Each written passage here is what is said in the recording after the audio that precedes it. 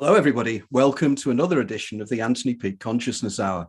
Um, this particular show I've been looking forward for so long. Our guest today is Mark Townsend, and I've known Mark now for probably at least 10 years, probably longer. And Mark was somebody that contacted me after, I think, my book, The Daemon, came out. And he suggested that he either sent me or I got a copy of his book, The Wizard's Gift, which I thoroughly enjoyed. And we'll probably talk about that a little bit. But what I'd like to do is initially to just introduce Mark, and for Mark to tell us a little bit about himself and his background, how he came across my work and how it interfaces with his own background.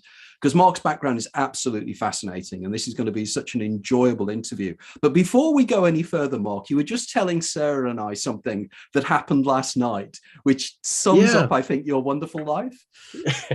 Yeah, and lovely to be here with both of you. Thank you so much for inviting me. We were talking about magic and the sort of magic that I do. I'm very interested in all kinds of magic, but I like old-fashioned sleight of hand card tricks. So I was doing some in the pub last night because some people that I knew, they want to show me a trick mark. And there was a nearby couple I'd never seen before, a young couple, and they'd say, "Oh, show us a trick." So we got talking. And it's lovely. These sort of things really make doing magic, but they make it beautiful to me because I was able to give them a deck of cards, get them to share it between them. Ian and Emma, their names were, and then with a little bit of manipulation, I got them to choose each other's card, a King of Hearts and a Queen of Hearts. And I even said before that, I want you, Ian, to think what card would you really associate with Emma, and of course he said Queen of Hearts.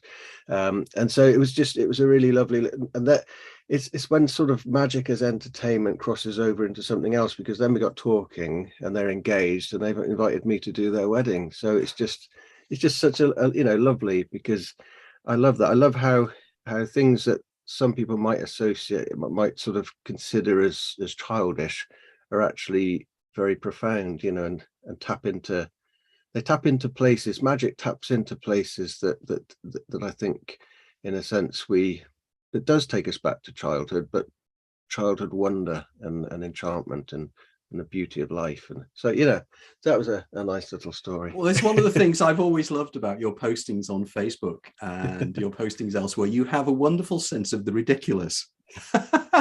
And some of the postings you put on are they really amuse me. And I think, wow, this guy's quite courageous in so many ways. So can you tell us a little bit about your background? Because I know your background is extraordinarily interesting in your life path that's followed so far. Yeah.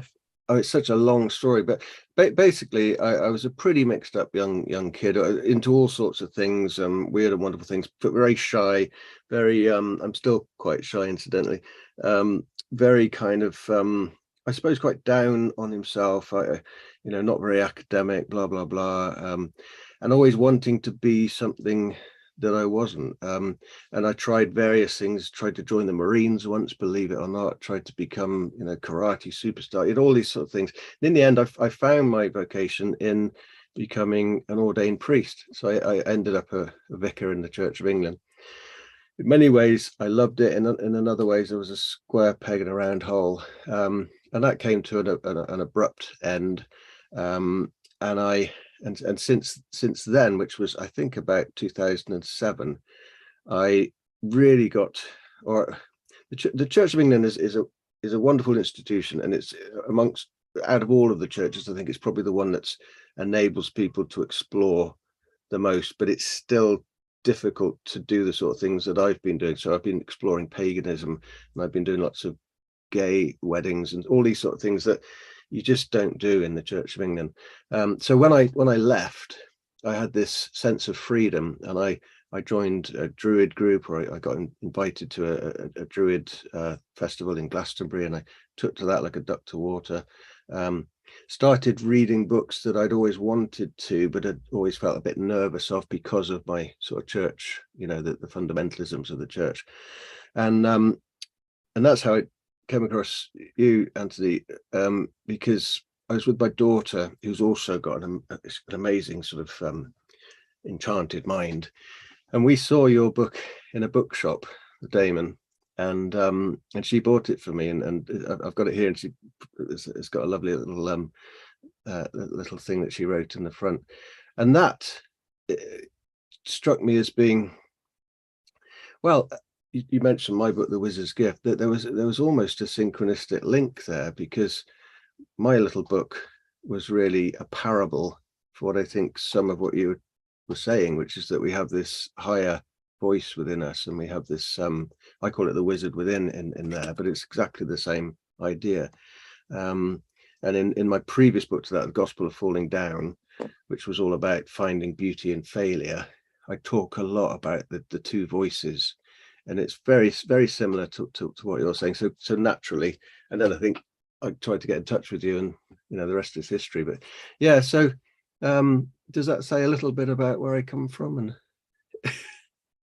I've lost your voice. Sorry, no, it was me. I was on mute. I was on mute. So it's always so unprofessional. It's untrue. We'll do it in sign language and see if we can work it out that way. Yeah, I mean, I found that when I read The Wizard's Gift, I was reminded of so many novels that I read when I was a child. It's very much I think the German term is, I think it's Lebensroman. Right. The technique of a young person searching for something. And I mean, Hermann Hesse was the great writer of this kind of theme, with Narcissus and Goldmund and various other books. But it's the idea of how, we meet this older person who guides us, who is clearly a manifestation of ourselves in some way. And there's a kind of a reversal of the roles. And we realize that, we have this inner guide. And I thoroughly enjoyed it. And I felt that I read it almost like poetry. I remember reading it because you have very, very short chapters, and you have the two characters and the way in which the short chapters work together. And I thought the writing style was phenomenally good. And I'd strongly suggest, if anybody out there, if they are interested in reading The Wizard's Gift, really, really do it. I thoroughly would recommend it to anybody. It's a wonderful book.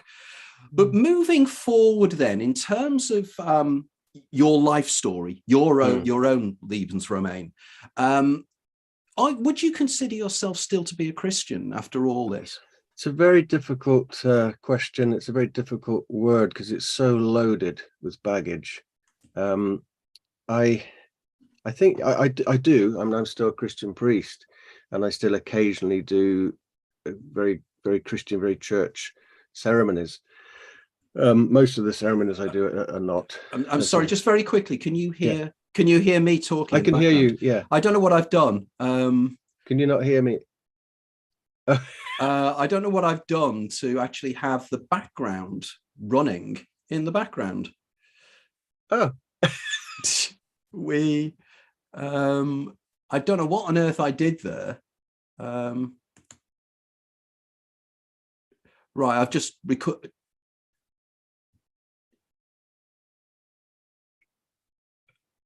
I can't hear anything.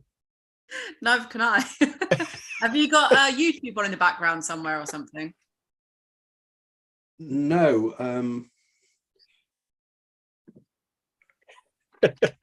Well, at least we're still live on YouTube. That's good. Yeah, what I've done is I've paused the recording. Okay, let's go back and try again in terms. Okay. No, we've got it background as weird.